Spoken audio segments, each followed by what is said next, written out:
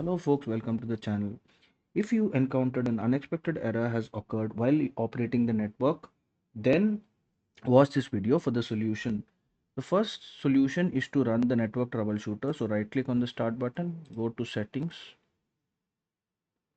click on system, scroll down for troubleshoot, click on other troubleshooters, and then click on the network and internet troubleshooter, and it should run, and then this error should no longer occur. But if it does still occur, then we'll have to update the network drivers. For that, we'll go to device manager.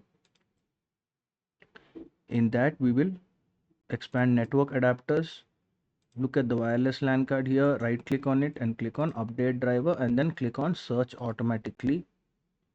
The next thing we'll do is disable the IPv6.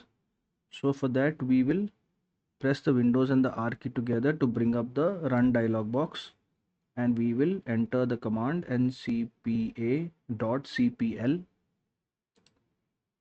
and click on enter.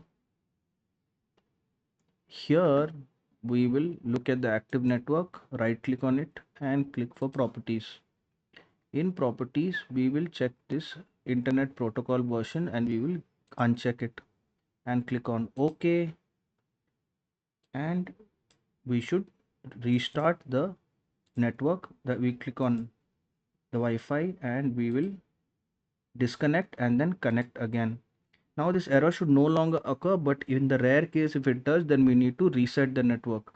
For that, we will right click on the start button, go to settings, click on network and internet, click on advanced network settings, and then click on network reset and click on reset now.